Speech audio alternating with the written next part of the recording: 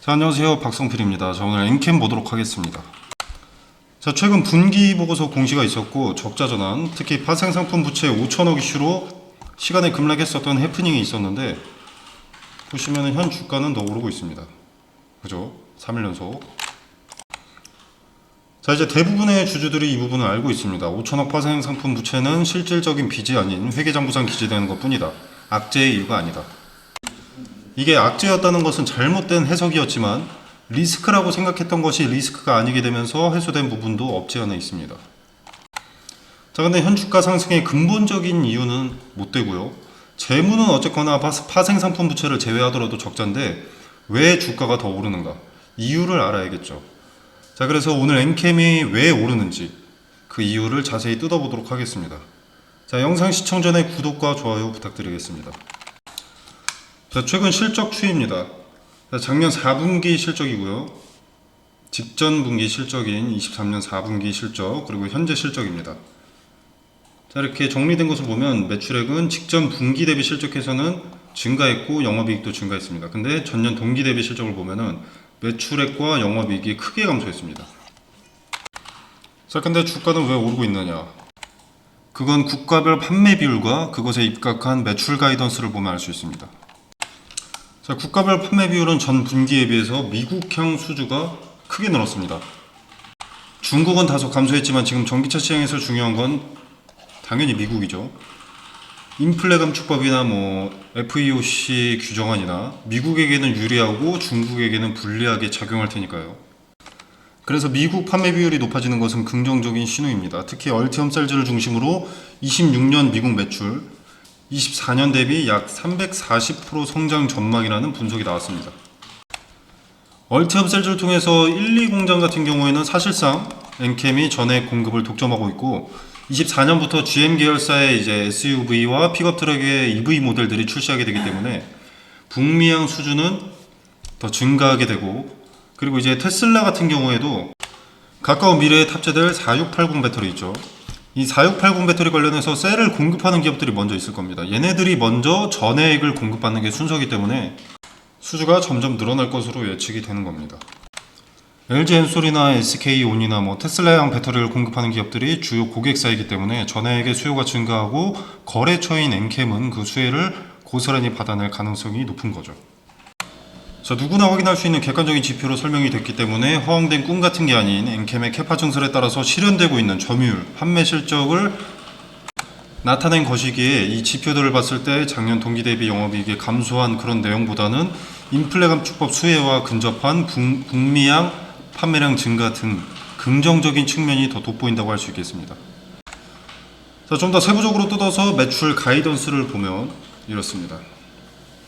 자, 24년 미국 4,900억, 중국 3,400억, 유럽 1,000억.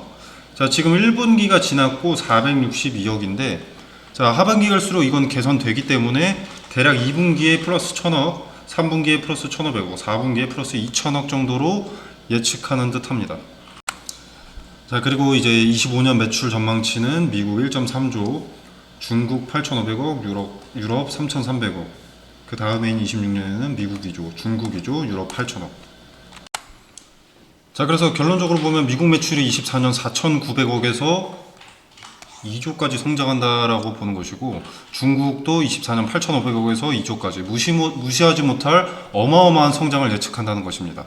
자, 기업 가이던스는 전혀 근거 없이 예측하지 않습니다. 회사 전반의 고객사들의 수요, 업황 등을 고려해서 가이던스를 제시하죠. 그리고 장기 투자하시는 분들 같은 경우에는 FEOC와 인플레이션 감축법도 좀 지켜보셔야 됩니다. 북미향 캐파 증설이 주 전략이기 때문에 이 미국 같은 경우 특히 FEOC에 위반되지 않는 엔캠의 준비가 필요합니다. 자, 참고로 FEOC는 해외 우려 기간을 말하는 거고요. 현재 상황은 26년 말까지 음극재의 핵심 광물인 흑연을 중국 등의 해외 우려 기관에서 조달을 하더라도 전기차 보조금을 받을 수 있는 최종 지침이 발표돼서 2년간은 문제가 없긴 합니다. 자, 엔캠이 음극재를 다루지는 않지만 배터리 업계 자체가 중국산 흑연에 의존을 하고 있기 때문에 배터리 업계의 호황은 이 FEOC의 지침과 인플레이션 감축법 법안이 상당히 중요한 거죠. 물론 FEOC 최종 지침이 내려왔기 때문에 장기 투자하실 분이 아니라면 크게 신경 쓸 부분은 아닙니다. 자, 우려사항인 FEOC가 2년간 해소되었다는 것을 말씀드리는 거고요. 자, 시장이 엔캠에 대해서 늘 의심을 해왔던 게 말로만 하는 거 아닌가, 금양과 비슷한 것 아닌가, 이런 시선이 늘 있어 왔는데 이번 1분기 실적에서 말로만 하는 게 아니라 북미양 캐파가 직접 늘고 있다는 것을 보여줬다는 것이 핵심입니다. 2차전지 소재 업체는 한번 진입하기까지 2, 3년 정도가 소요되기 때문에 굉장히 어려운 편인데 한번 진입하고 나면 큰 문제가 발생하지 않는 이상 거래가 끊기지 않고 주기적으로 납품을 할 수 있기 때문에 적극적으로 캐파를 늘려나갈 수 있게 되는 거고, 캐파 증설로 뭐 자금을 차입한다던가 뭐 적자가 발생한다던가 하더라도 매력적인 기업이다 라고 할 수가 있는 거죠. 자, 그리고 미국 시장은 북미 진출한 전액 업체도 제한적인 만큼 경쟁이 세지 않아서 준비가 된 만큼 크게 가져갈 수 있는 시장입니다. 자, 그리고 현 2차전지 업황은 중국이 차지하던 압도적인 비중이 미국으로 넘어가는, 그것도 더 큰 규모로 넘어가는 시점에 있기 때문에 북미양 기반을 닦아놓은 기업이 이익도 클 것이고 받는 밸류도 클 겁니다. 그래서 지금 분기보고서 이후 주가가 이렇게 크게 오르고 있는 것입니다. 그리고 엔캠은 1월부터 테슬라에 직납 중인데 캐나다 온타리오주 그리고 이제 텍사스의 10만 톤 전액 공장이 내후년까지 완공될 예정이라고 합니다. 그리고 테슬라는 인도에 전기차 공장 건설 예정에 있습니다. 장소 물색 단계라고 하는데, 자, 엔캠이 작년에 인도 근무 가능 직원 채용 공고를 낸 바 있습니다. 자, 이 부분도 연관이 있다고 생각이 되고요. 그리고 일본 토요타, 혼다, 소니 등등 일본 자동차 회사도 엔캠의 주요 고객사인 SK온이나 LG엔솔 등등 한국산 배터리로 북미 진출을 추진하면서 엔캠의 전해액 수요는 더 증가할 것으로 예측이 됩니다.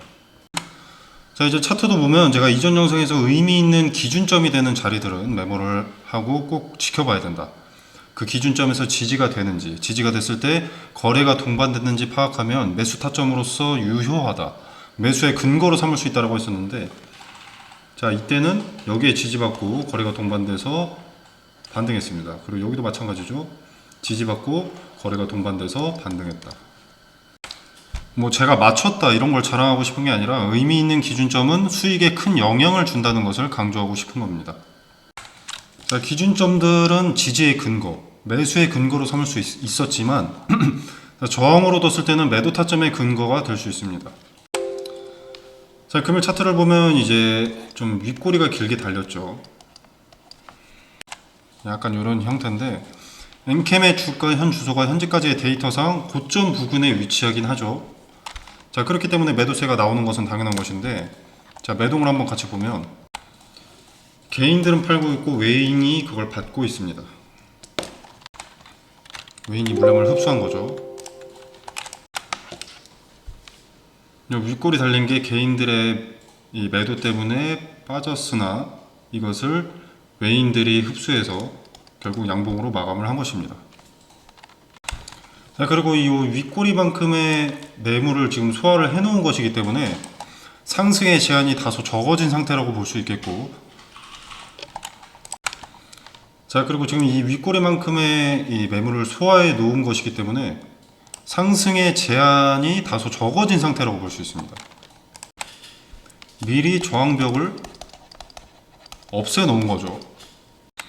제가 아까 기준점이 중요하다, 뭐 지지가 됐든 저항이 됐든 각각 매수 타점과 매도 타점을 알려준다라고 했었는데, 미리 매물 소화를 한 차례 거침으로써 돌파할 가능성이 높지 않나 판단합니다.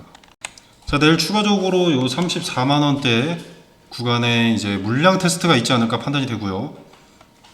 만약에 딱히 저항 매물대가 없다라고 하면, 자, 5월 말까지는 기관이나 외인 등의 매도도 소극적일 겁니다. 자, 왜냐? 5월 31일 MSCI 지수 편입이 있죠.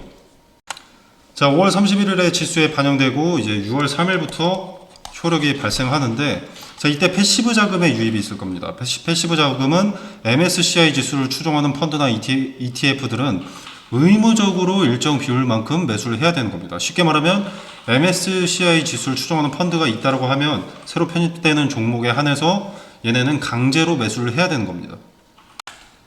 자, 수급 유입이 날짜까지 예정이 되어 있는데 외인과 기관이 굳이 대량 매도로 돌아설 이유가 없죠.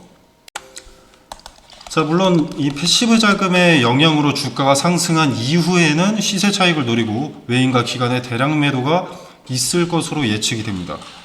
그리고 그 시세 차익 직전까지 더 큰 수익을 위해서 지금 고점의 매물들을 소화하고 있다고 보고요.